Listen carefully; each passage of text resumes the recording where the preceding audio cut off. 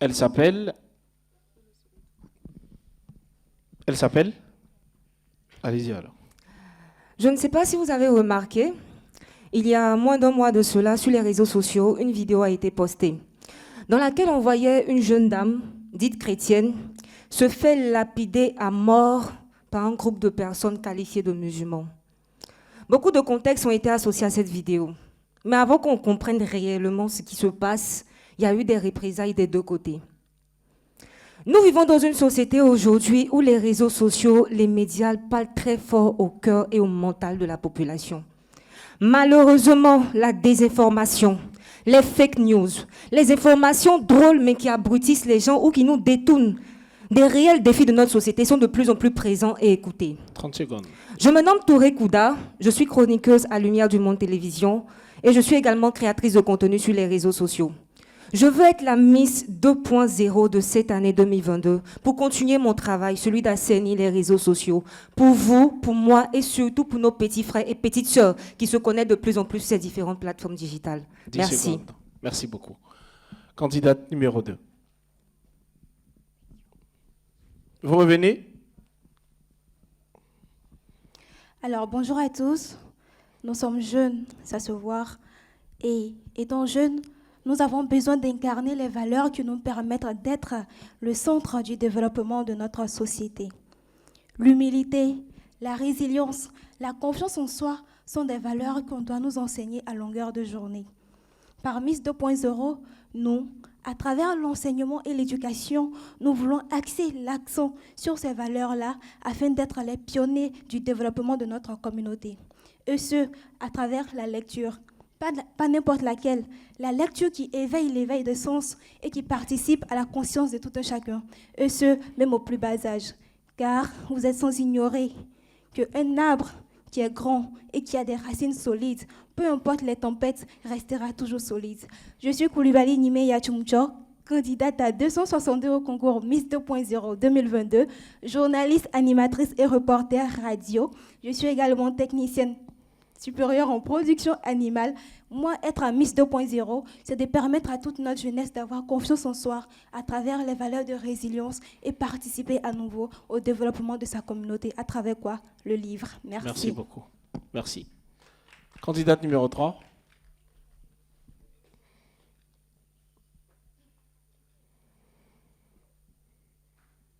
Miss 2.0.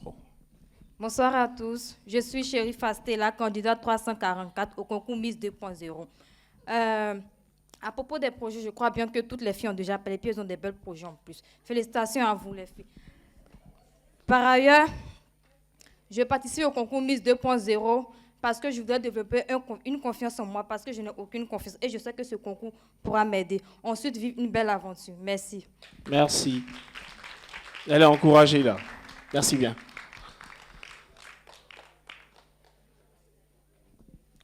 Bonjour à tous. Être enceinte à moins de 18 ans, ça vous parle? Être maman à 18 ans, reprendre les cours 2 semaines après l'accouchement. C'est le challenge que j'ai réussi il y a environ 7 ans et demi. Aujourd'hui, je suis maman d'une petite fille de 7 ans et demi, mais je sensibilise également mes jeunes sœurs à travailler, à aller de l'avant. Un enfant n'est pas la fin de toute chose.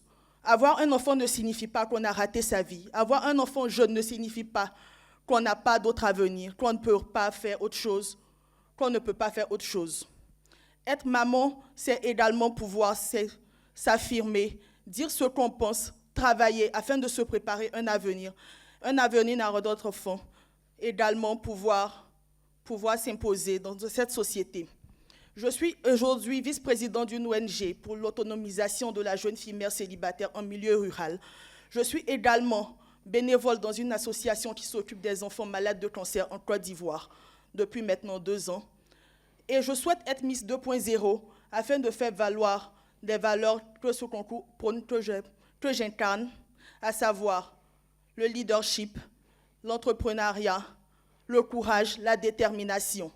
Certains m'appellent Karel de Caltoussa pour faire référence à Mère Teresa, parce que j'ai un cœur en or. Je souhaite aujourd'hui que vous puissiez voter la candidate numéro 246. Je vous remercie. Merci beaucoup.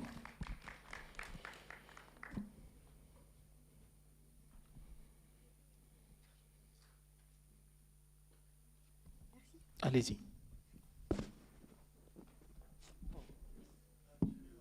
Salut à tous. Il faut qu'on se parle franchement.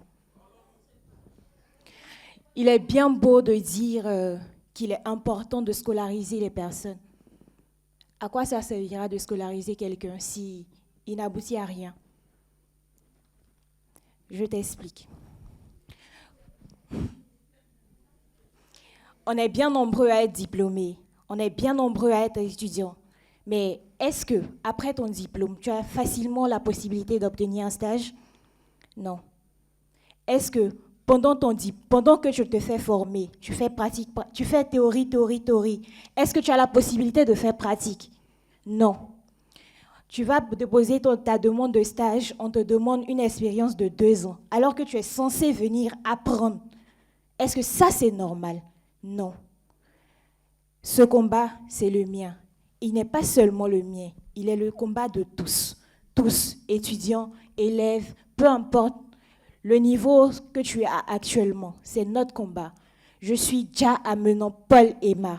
Je suis bénévole à la Banque de Sang.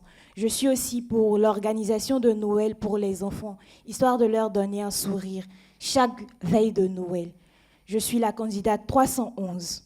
Votez pour moi, pour la réalisation de nos projets. Merci. Nous recevons la candidate numéro 6. Enfin. 14%, le taux de prévalence.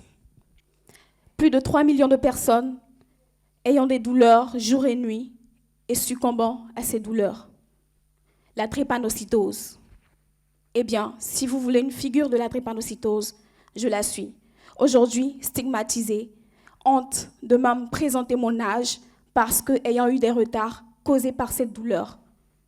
Devrais-je me retirer de ce podium parce que présentement en crise de stress, je dis non. Aujourd'hui, pour une fois, moi, Priscilla Dossé, candidate numéro 259 au concours Miss 2.0, 3e édition, je me présente pour porter la voix des personnes malades de la drépanocytose et leur permettre d'avoir des soins, une prise en charge améliorée. Je vous remercie. Merci. Enfin, vous le gardez. Alors, on va les écouter pour leur pitch. Ça commence comme ça? Ok, allez-y. Vous avez 6 minutes. Chers tous, permettez-nous. Bon. « 5 minutes, 40 secondes.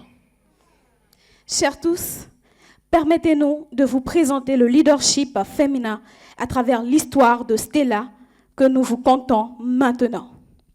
Étudiante de 22 ans, issue de familles modestes, malade de la drépanocytose, elle décide de se prendre en charge par des moyens douteux. Suite à une relation peu commode, elle tombe enceinte, perd confiance en elle, et à cause de nombreux préjugés, stigmatisation et rejet de son entourage, elle s'enfonce. Elle rencontre l'association Femmes Heureuses qui l'aide et l'accompagne dans cette grossesse indésirée. Cette association, à son tour, l'oriente vers plusieurs autres organismes, à savoir l'association Cœur Blanc, qui l'aide à reprendre confiance en elle à travers le livre. L'association Stage Emploi, qui lui permet de reprendre sa formation en ayant une source de revenus. Elle rejoint Drépano, qui lui permet de prendre en charge sa santé.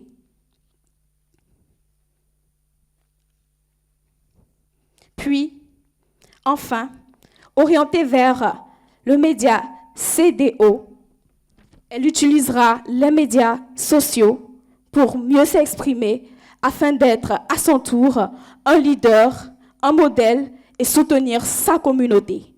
Ainsi, pour nous, le leadership féminin, c'est être au service de sa communauté pour lui permettre d'être mieux entendu? Parce que nous sommes des femmes.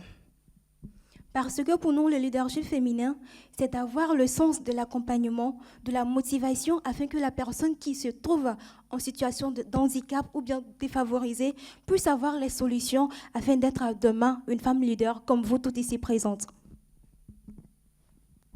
Parce que nous sommes des guerrières et solidaires. Le leadership féminin pour valoriser.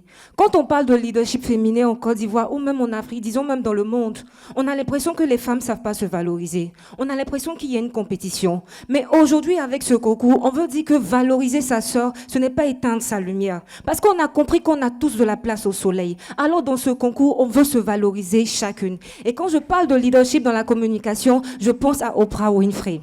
Cette femme qui a créé des émissions pour valoriser d'autres personnes. Quand on parle de médias, on a tous envie d'être au devant des projecteurs, mais elle n'a pas hésité à mettre d'autres femmes devant afin de changer leur histoire, de changer le cours de leur vie. Et c'est ce qu'on veut faire aussi à travers ce concours.